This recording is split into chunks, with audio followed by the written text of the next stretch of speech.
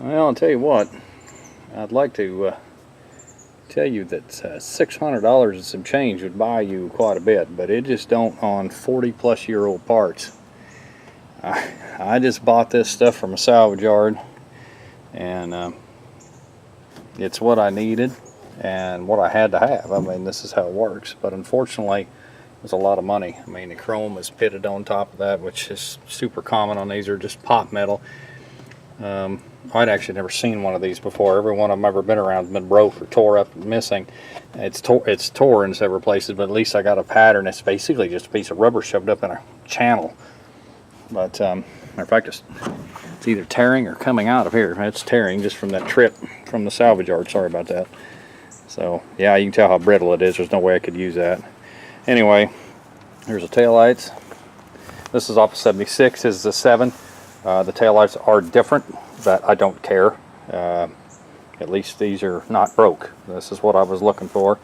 And then here's a fender that's got rust there, starting through there. It's got several dents there, and then it's rusted at the front right there. So anybody ever wondering what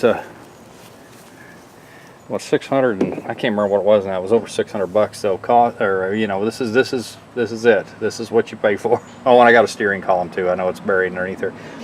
What's wrong with his? I don't think I ever showed you. This one is non-tilt, and it didn't come with a key, so I'm gonna have to mess with it. I'm sorry you can't see it, but let me show you what's going on here.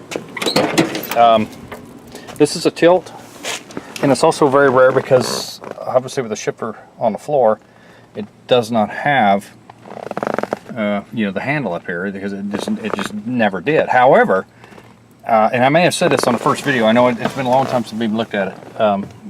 But sorry about that. That cat's trying to get back in here. I love neighbors' cats. It still reads up here.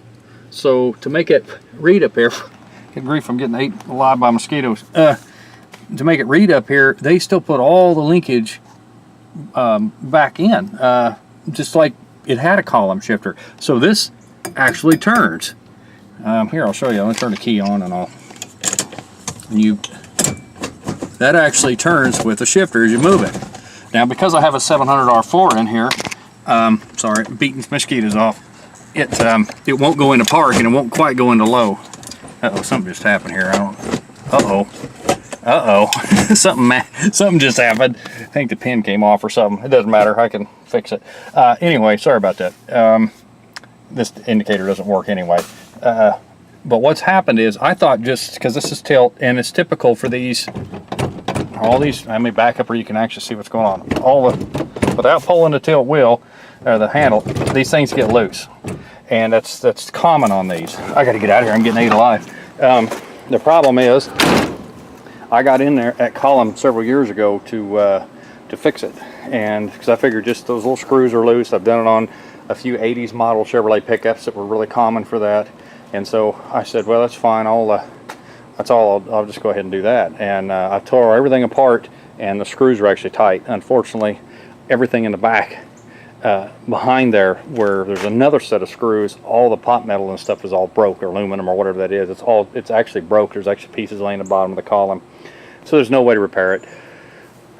But this one being a column shifter, they actually came off of 73 or 4 El Camino. Actually, the fender came off of the same year, so it's like a 74, I believe, fender and column.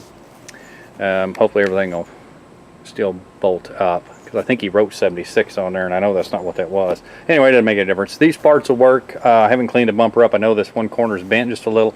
Oh, excuse me, it's the other corner.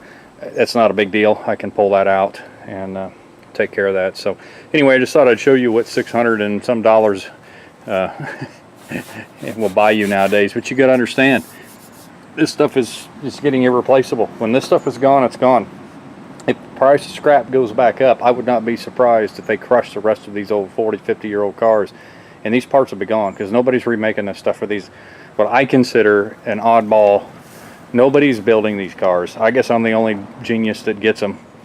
But you know, I like these cars. They're obviously, I would love to have a 70 LS6 Chevelle. I mean, who wouldn't? But that's just not what I'm not going to spend that kind of money on them.